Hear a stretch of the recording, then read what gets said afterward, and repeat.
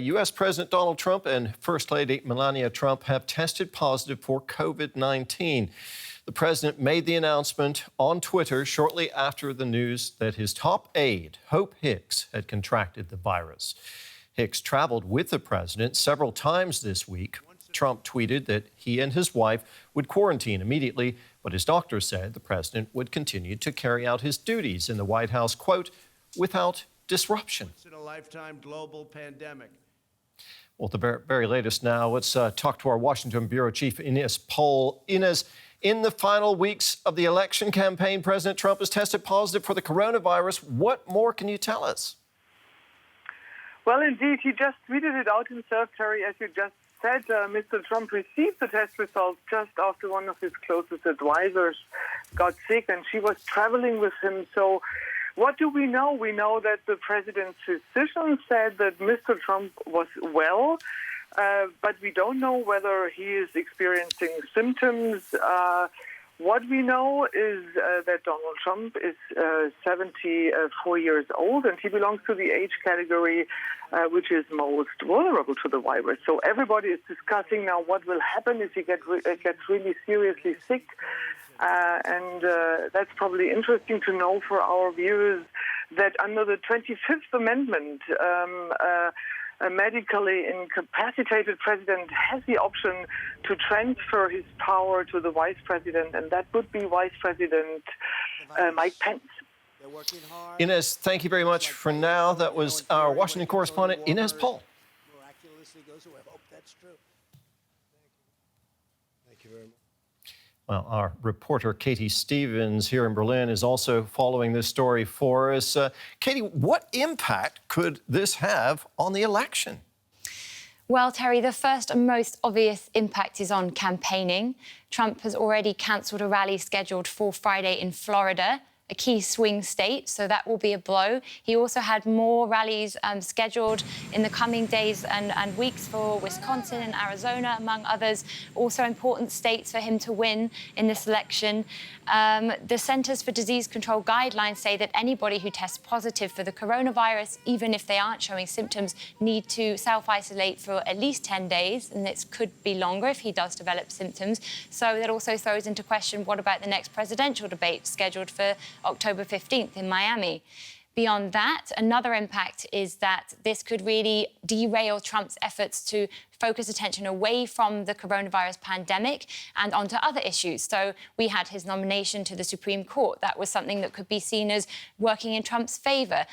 He was also trying to talk about mail-in ballots, saying that that might be something that could potentially invalidate the election result if it didn't go the way that he wanted.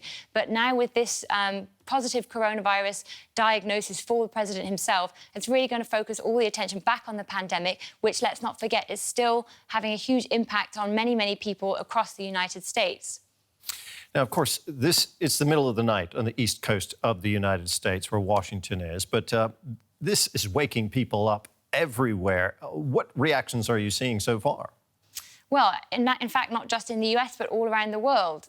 So there's already been a few high-profile comments on this. The Indian Prime Minister Narendra Modi has tweeted that he is wishing my friend a quick recovery and good health. In terms of official reaction from the United States, we're going to have to wait a little bit longer to get some of those.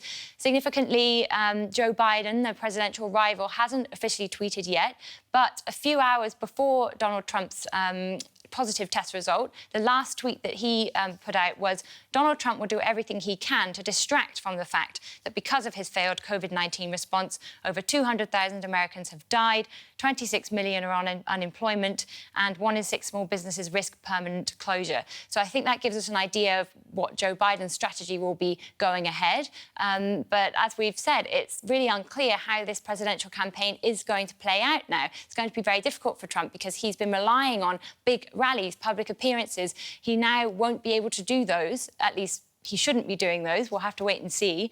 And then there's also the question of his health.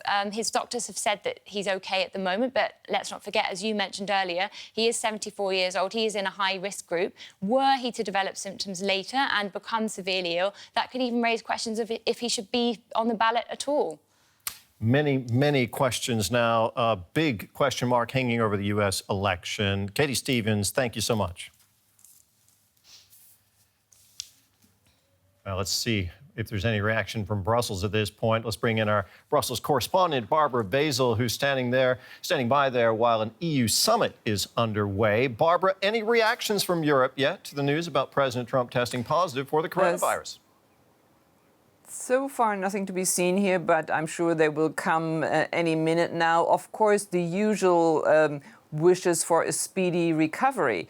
But if you try to be a mind reader, what will be going through European leaders' heads is a certain fear of the American election campaign that has already been very chaotic, descending further into chaos, and that might strike fear into their hearts.